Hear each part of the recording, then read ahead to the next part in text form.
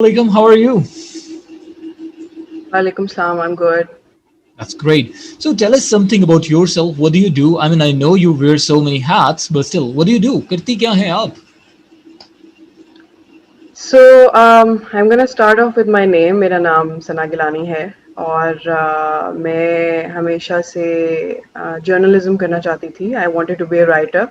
All right. And even though it's not a very linear career path if you're talking about Pakistan, because यहाँ पे हमारे जो Asian parents हैं, they either want you to be a doctor or an engineer. So I was never interested in either, which is also something which makes it very, very difficult for, a child or, a sibling or whatever. Like, आपका एक वो आ जाता है Pakistani parents के मुताबिक आइड से कि comparison के फलाने के बच्चे ये करें फलाने के बच्चे ये करें फलाना डॉक्टर बन गया ये डॉक्टर बन गया so there's an added pressure on I'd say writers artists in our community somebody who wants to maybe break the pattern, go someplace else, decide what they want to be. तो ये शुरू से नहीं सिखाया जाता हमें. True. बाहर की कंट्रीज में ये चीजें आपको शुरू से इनग्रेन्ड होती हैं आपको बचपन से वो ड्रम्स पे बिठा देते हैं if you're interested in playing drums because you're going to be a drummer when you grow up. But over here I had to discover what I liked on my own. There was nobody to guide me, there was no one to tell me कि हाँ नहीं सही है that this is something you want. This what they said was कि नहीं यार ये इससे पैसे नहीं बनेंगे ये क्या कर रही हो ये तो कोई भी नहीं पसंद करेगा and being a girl from the society आपको तो पता ही होगा कि आई एम श्योर के जब आप एक ऊपर से लड़की भी होते हैं तो एक वो कल्चरल सोसाइटल प्रेशर भी आ जाता है आपके ऊपर के भाई म्यूजिक या एक्टिंग या इन चीजों का शौक हो तो थोड़ा सा जरा लुक डाउन अपॉन अब तो खैर बहुत बेहतर हो गया with the whole wave of everything that's come our way. I wouldn't necessarily only say feminism, but like everything else, education, movies, a lot of universities also have started training people according to their likes and dislikes. तो मैं I'd say as a millennial मेरे ज़माने में ये सब कुछ इतना common नहीं था. So I had to learn it my way. So I work as a writer, as a journalist.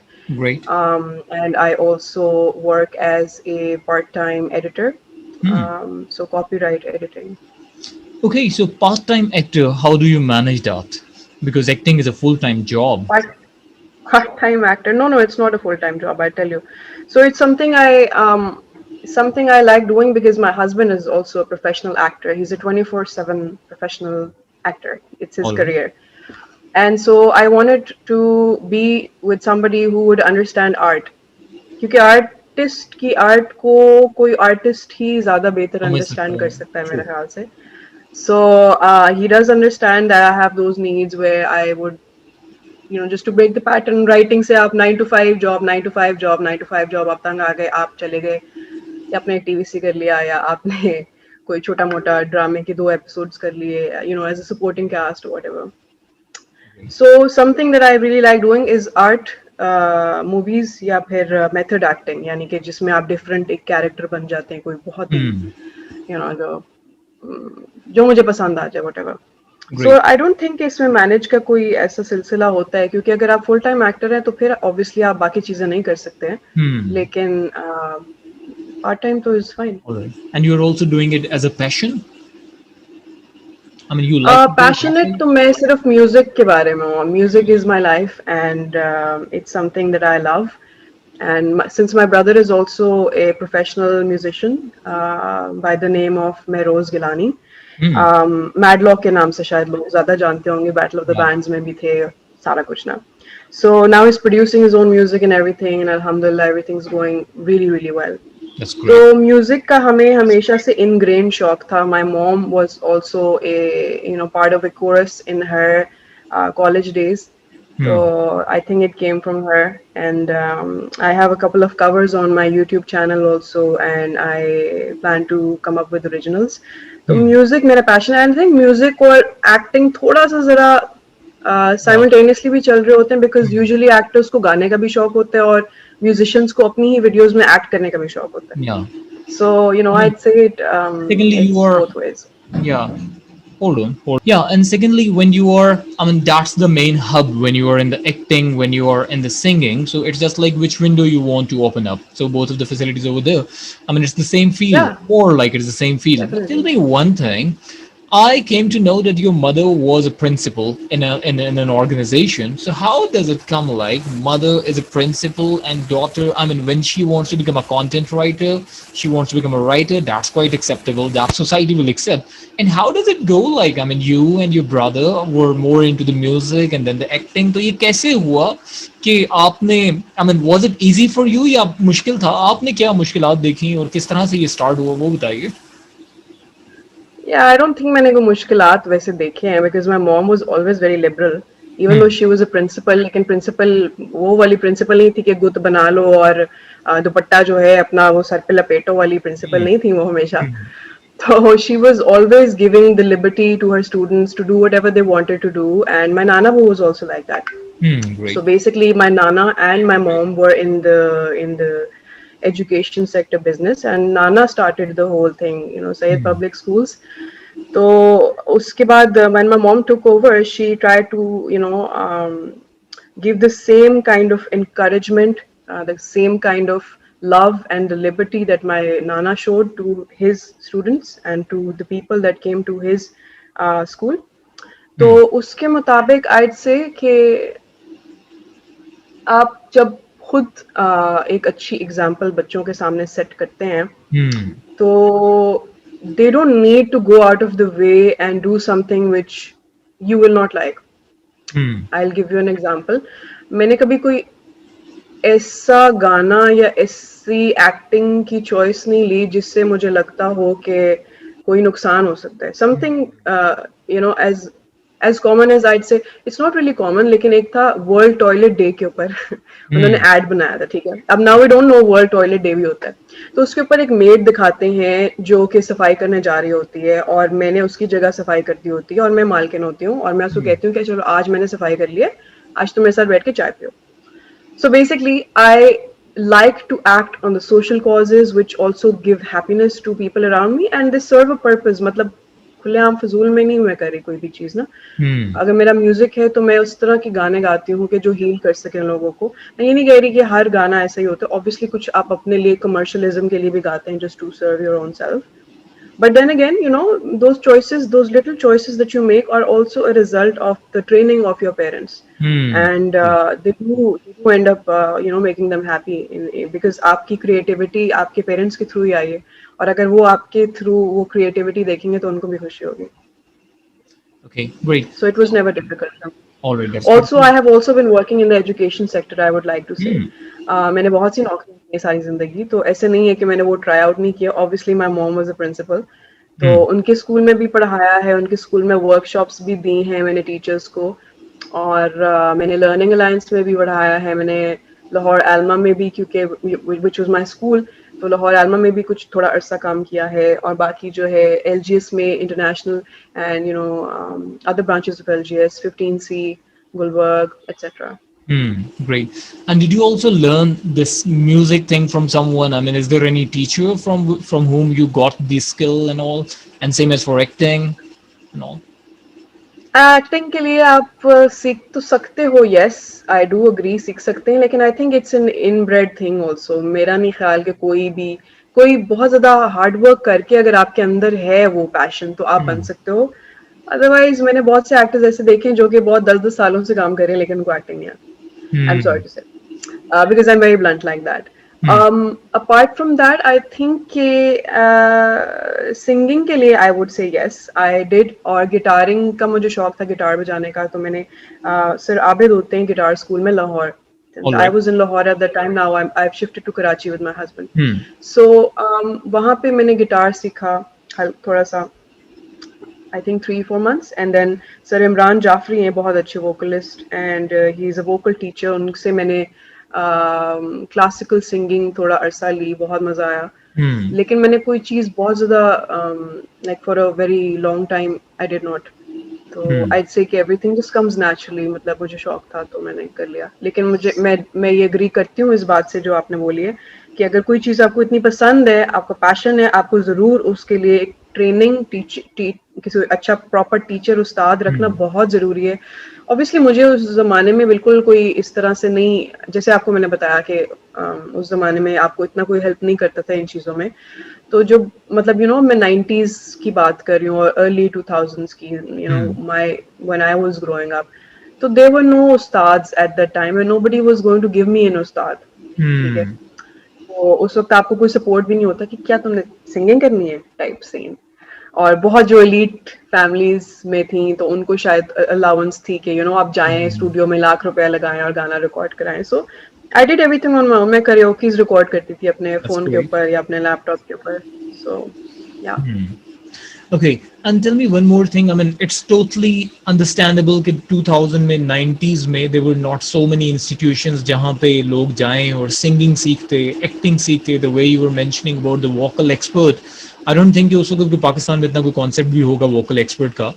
आज के दौर में ये skills मतलब is it really common that people are teaching and students are learning? I mean ये skills की proper availability है अगर कोई actor बनना चाहता है, कोई singer बनना चाहता है, तो उसको पहले तो ये बताइए कि सीखना जरूरी भी है, और अगर जरूरी है तो क्या प्रॉपर इंस्टीट्यूशंस, प्रॉपर इंस्ट्रक्टर्स इसके मौजूद हैं यहाँ पे? Okay, so I would say that obviously since I'm not a professional actor, I can't really give my own opinions. लेकिन मैं मतलब अपने opinion दे सकती हूँ, लेकिन वो कोई इतना count नहीं करता उस sense में कि it's just my frame of reference. But I would say since obviously my husband is also a professional actor, और हमारी ये discussion होती है कि यहाँ पे बहुत कम institutes हैं ऐसे जो कि music की proper training कराते हैं students को, या जो acting की, और बल्कि this was one of the things that we wanted to arrange for the students here, or in Lahore, where we can just have classes about एक तो मेरे ख्याल से क्लासिकल सिंगिंग की काफी कोर्सेज हैं, लेकिन अगर कोई रॉक सिंगिंग सीखना चाहता है फॉर एग्जांपल, या कोई you know black heavy metal सीखना चाहता है, या कोई किसी को फलानी चीज का शौक है, whatever, you don't have a lot of choices for that, because यहाँ पे टीचर्स को सिर्फ ये होता है कि क्लासिकल सीख लेंगे आप सब कुछ गा लेंगे, ऐसे नहीं होता। क्लासिकल सीखेंगे आप सब कुछ गाएंगे, आपका obviously you have different octaves, आपको पता होगा कि मैंने यहाँ वाला सुर लगाना है, ये लगाना है, लेकिन वो आपकी ट्रेनिंग किसी और वे में हो रही है ना। आप ये नहीं कह सकते हो कि आप रोड पे तेज गाड़ी चलाओगे तो आप फॉर्मूला 1 ड्राइवर बन जाओगे, ऐसे नहीं होता। You need a specific kind of training for something, right? And so मेरी बहुत ज्यादा वेस्टर्न वोकल्स थे हमेशा से, क्योंकि मुझे वेस्टर्न सिंगिंग का शौक था, लेकिन जब मैंने क्लासिकल सीखी तो मुझे समझ नहीं आ रही थी कि मैंने उसको कैसे गाना है। Even though I could hit some notes जो मैं पहले नहीं गा सकती थी, लेकिन फिर भी वो एक कंफ्यूजन सी होती है। तो मेरे ख्याल से इतनी चॉइस नहीं है अभी हमारे पास पाकिस्तान में। अभी आई वुड से कि फिर भी बेहतर है सिचुएशन। पहले तो कुछ भी इतना खास नहीं था, मैंने तो कभी सुना भी नहीं था कि कोई इस तरह से ट्रेनिंग ले रहा होता है घर पे। देन अगेन प्रॉपर इंस्टीट्यूट्स नहीं है, जैसे अलहमरा है लाहौर में, वहाँ के अलावा मैंने नहीं सुना कि कहीं पे होता है, या तो घरों में बुलाते हैं लोग अपना ट्रेनर बिल्कुल ऐसा वगैरह को, वो भी फिर इंडिविजुअल्स हैं। Comes with pros and cons, जहाँ पे ऊंची आवाज आ रही है तो इधर ना गाओ, तो वो ना करो तो नेबर्स कुछ और जा रहा है, इधर यहाँ पे इस तरह के इश्यूज भी होते हैं। ट्रू। तो आई से कि अब इट्स अ लिटिल बेटर, यानी कि नापा में, जैसे नापा कराची जो है, वहाँ पे आपको ट्रेनिंग मिलती है एक्टिंग की, आपको सीखते हैं प्रॉपरली, आपको ऑडिटोरियम में एक्ट करने का चांस भी मिलता है। तो हाँ, I would say I would recommend if somebody wants to become an actor, किसी थिएटर को जरूर ज्वाइन करें, लाइक थिएटर कूप को ज्वाइन करें, या किसी थिएटर प्ले में एक्ट करें, जो मैंने किया था, क्योंकि थिएटर से आपका एक्सप्रेशन, आपकी आवाज, हर चीज का टेस्ट वहां से शुरू होता है। तो मेरे ख्याल से it's the best thing to do if you want to take up any sort of art. और ये बड़ा ज़रूरी है जब आप एक्टिंग के अंदर भी होते हैं या सिंगिंग, ये दोनों चीज़ें आपकी डिलीवरी ऑफ वर्ड से रिलेटेड हैं, तो इसके ऊपर आपकी कमांड होना बड़ा ज़रूरी है। अच्छा, अब या डेफिनेटली डेफिनेटली 100%। इसके अलावा मुझे ये बताइए कि if you, I mean you are already working and your husband is also working, so what do you think, like what other skills an actor or might be a singer must have before jumping into the workplace, before jumping into this field?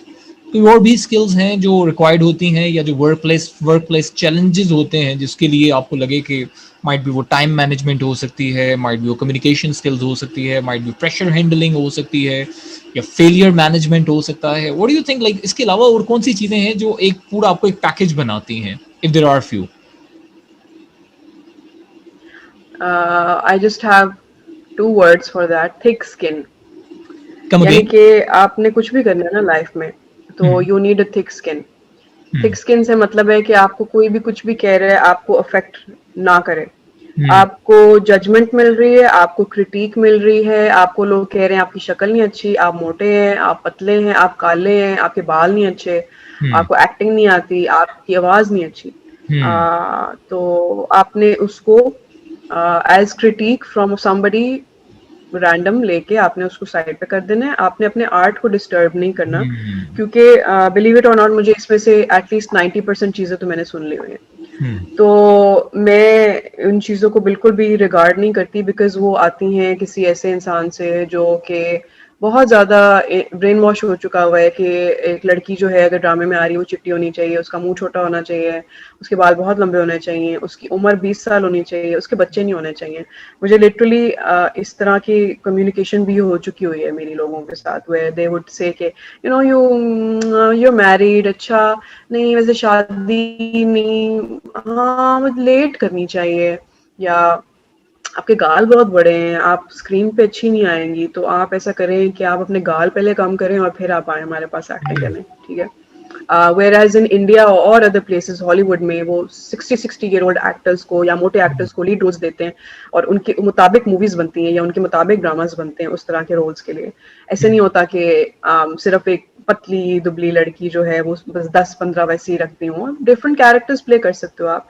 लेकिन यहाँ पे अगर आप थोड़े से मोटे हो जाएं तो आपको अम्मी का रोल मिलता है, या फिर आपको एक सपोर्टिंग कास्ट में डाल देते हैं, you know as a friend. तो ये एक आइड से कि है हमारे मुआशरे में, तो नहीं कहूंगी, वैसे मुआशरे में भी कहना चाहिए, क्योंकि यहाँ पे भी मेरे ख्याल से औरतों के साथ शादियों के वक्त भी ये सब कुछ होता है, जब उनकी अरेंज मैरिजेस हो रही होती हैं या कोई देखने आता है घरों में, जैसे होता है हमारे, which is what I'm completely against, लेकिन वो बहुत लंबी कॉन्वर्सेशन है। तो मेरे ख्याल से कि I'd say कि और रोज देने चाहिए लोगों को, और हमें थोड़ा सा और एक्सेप्टेंस अपने अंदर लाना चाहिए। हमारे अंदर बहुत कॉम्प्लेक्सेस भरे हुए हैं एज अ नेशन, और हमें उनको जरा थोड़ा साइड पे कर देना चाहिए, फिर you know just to move so on one with life. Last thing मुझे ये बताइए, जैसे भी हम तो लोग ये अभी बात होती कर हैं रहे थे delivery complications, of but you have words. To be very thick skinned. और मैंने कहा जैसे भी हम बात कर रहे थे डिलीवरी ऑफ वर्ड्स की, अब हमारा श्योर, गो अहेड। पूरे एजुकेशन सिस्टम या में तो हम ये देखते हैं कि वहां पे रीडिंग और राइटिंग के ऊपर फोकस है, और आप किसी भी प्रोफेशन में चला जाएं, स्पीकिंग के ऊपर आप like you are not trained in a way that you can speak fluently और confidently in front of public, confidence building के ऊपर काम नहीं हुआ। इसको आपने किस तरह से, इस चैलेंज को कैसे आपने फेस किया कि आपने पूरा एजुकेशन सिस्टम गुजारा जिसके अंदर आप सिर्फ किताबें पढ़ रहे थे और एग्जाम में लिख रहे थे, उसकी बेसिस के ऊपर आपको मार्क्स मिलते हैं, लेकिन फिर सिंगिंग और एक्टिंग इन दोनों फील्ड के अंदर आपको वो काम करना था जो हमें बिल्कुल नहीं सिखाया जाता। तो of course that is the reason not everybody can do that. तो what do you think, how do you take that, कि उसके ऊपर क्या चैलेंजेस आपको आए या नहीं आए, या उसको आपने कैसे टैकल किया, या उसको आपने कैसे इंप्रूव किया with the passage of time?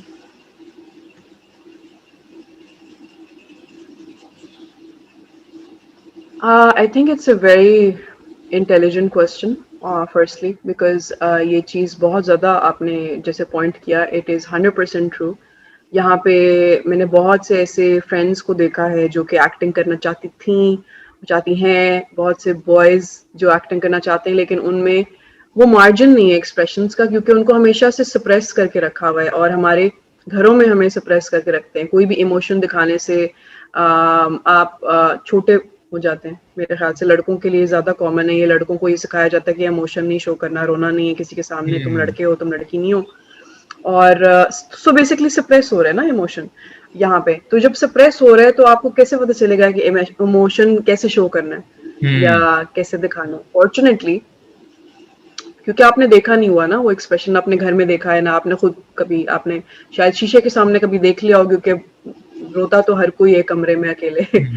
तो मेरे ख्याल से I was very fortunate in the way कि एक तो मुझे राइटिंग का शौक था, वो it was my form of expression, और मैं राइटिंग में बहुत ब्रूटल हो जाती थी, यानी कि जो चीज़ मैं खुद से शो नहीं कर सकती थी ना, वो मैं अपनी राइटिंग में डालती थी, which was my way of expressing myself। I think हर कोई ये नहीं कर सकता, हर कोई लिख नहीं सकता, ये भी एक प्रॉब्लम होती है।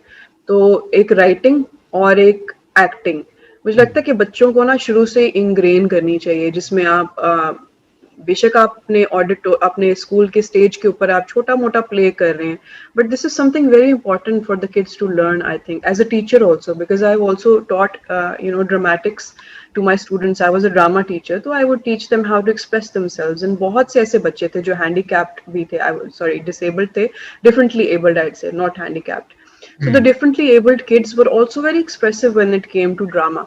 वो क्लास में इतने एक्सप्रेसिव नहीं थे, लेकिन जब ड्रामा क्लास होती थी और जब म्यूजिक लगता था और मैं उनको कुछ बोलती करने के लिए, they would like to do it, you know. And I think in that way मैं उनकी ट्रेनिंग भी कर रही थी, just to be more expressive in their lives in the future. सो आइड से कि हम अगर किसी चीज को पॉजिटिवली देखेंगे तो वो आपकी परसेप्शन खुद चेंज हो जाती है उस चीज के बारे में. हमने ये परसेप्शन खुद बनाई हुई है कि एक्टिंग एक बुरी चीज है या सिंगिंग एक बुरी चीज है. मतलब अगर हम keeping apart the all other aspects जिसमें लोग कहते हैं कि भाई म्यूजिक जो है वो हराम है एक्सेट्रा, हम उसमें नहीं जा रहे अभी. हम इस चीज में जा रहे हैं कि क्यों आपके लिए वोकल्स इंपॉर्टेंट हैं, आपको लर्न करना क्यों इंपॉर्टेंट है, कि किस तरह बोलना है, किस तरह बात करनी है. ये चीजें तो इंपॉर्टेंट है ना, ये तो हम सीख सकते हैं. बात करना बोलना जरूरी नहीं है कि आपने गाने ही गाने हैं, या यू नो एक्सप्रेशन आपका बहुत मैटर करते हैं. मिररिंग एक्सरसाइजेज होती हैं. फॉर एग्जांपल आपने नहीं भी एक्टिंग करनी है, आप मिररिंग एक्सरसाइजेस कर सकते हैं, जो कि एक एक्टिविटी होती है जिसमें स्टूडेंट्स एक दूसरे को कॉपी करते हैं. सो आप सामने खड़े होते हैं, the other person does something, you do the same thing, so you are learning through expression. So there are a lot of activities in the world जो आपको टीच करती हैं how to express yourself better. तो मेरा ख्याल है बचपन से वैसे आनी चाहिए ये चीज. क्योंकि अब मैंने सप्रेशन की बात की कि सप्रेस करते हैं इमोशंस बचपन से ही हमें. नॉट नेसेसरली पेरेंट्स, बट कोई भी कर सकता है. मतलब आके नाना नानी भी कर सकते हैं, आपके रिश्तेदार भी कर सकते हैं. तो ये है एक छोटी सी इशू. तो जैसे आप, लेकिन इसको काउंटर करने के लिए आप या गो अहेड. जैसे मैंने कहा, आप खुद अभी आपने बताया कि जब आपके पास कोई थॉट्स आते हैं, you usually right it down. So basically अभी तक मैंने कोई ओरिजिनल एज सच लिखा नहीं है. And my brother is kind of like my backbone, because since he is doing it professionally and he is more into it, उसके पास ज्यादा time भी है. तो वो मेरे सॉन्ग्स भी लिखता है और अपने सॉन्ग्स भी लिखता है. तो उसकी राइटिंग बहुत अच्छी है. सो लिखाई जो बोलते हैं, वो लिखाई बोलते हैं, लिखाई. तो वो मुझे कहता था कि लिखाई करो. लेकिन मुझे पोइट्री का शौक है, बट मैं इंग्लिश में लिखती हूँ क्योंकि मैंने हमेशा से इंग्लिश में बुक्स पढ़ी हैं. और ये थोड़ा सा एक मेरा मसला है आइड से कि मुझे बॉदर भी करती है बात. मैंने उर्दू की किताबें बहुत कम पढ़ी, मंटो के अलावा मेरा निशाल. और मैंने इस तरह की किताब पढ़ी होगी बहुत, या एक दो और होंगी जो स्कूल में पढ़ी थी, असगरी और अकबरी टाइप की, जो कि कोर्स का हिस्सा थी. तो इसके अलावा बुक्स उर्दू की मैंने नहीं पढ़ी. और जो बहुत बहुत मेन क्रूशल पॉइंट था, मतलब जो एक जरूरी चीज थी, जो गाने लिखने के लिए आपको उर्दू के अल्फाज आने बहुत जरूरी है, ठीक है. तो वो मेरी फिर लिखाई जो है वो मेरे भाई की ज्यादा अच्छी है. तो वो ही writes the songs for me and we are coming up with a few originals. लेकिन इसके अलावा मैं जब गिटार बजाती हूँ खुद से लिखती हूँ, वो गाने मैं खुद ही लिखती हूँ. मैंने 2-3 गाने खुद भी लिखे हैं, मैंने साउंड क्लाउड पे अपने लगाए हैं. तो उनकी लिखाई खुद की थी. और जो इंग्लिश के सॉन्ग्स हैं वो भी खुद लिखती हूँ. तो कवर्स जो गाए हैं ऑब्वियसली वो तो किसी और आर्टिस्ट के हैं, वो तो कवर्स ही होते हैं. लेकिन लिख लेती हूँ, तो ऐसा मसला नहीं है. लेकिन शौक नहीं है खुद से अपने गाने लिखने. Sure, that's great. तो वो जो कवर्स हैं वो सारे आपकी YouTube के ऊपर अवेलेबल हैं, या आपकी सिंगिंग YouTube के ऊपर अवेलेबल है सारी? Yeah, so they're available on my YouTube channel and they're available on my SoundCloud also, because SoundCloud पे मैंने एक अली अज़मत का कवर गाया था जो कि बहुत ज़्यादा चल गया था, और ना रे ना के नाम से. और वो उनका एक गाना था जो कि मुझे बहुत पसंद था, और वो मैंने रैंडमली लगाया था. और उसके कोई 300,000 आई थिंक व्यूज है, और may be more than that. So people really like it, they appreciate it. और मुझे हर जगह से कोई ना कोई मैसेज आ रहा होता है कि आपका गाना सुन रहे हैं, बहुत मजा आ रहा है, रोड ड्राइव पे निकले हुए हैं. तो it really makes me feel very very good that people appreciate. So it's good, I guess. That's amazing. That's why I'm coming out with originals, because they keep pushing me to make something of my own. That's great. So we will be, if you allow, so we'll be sharing the links in the description. I mean, in the description of this interview, of course. So if anybody wants to listen to that, so Yeah, sure, no problem.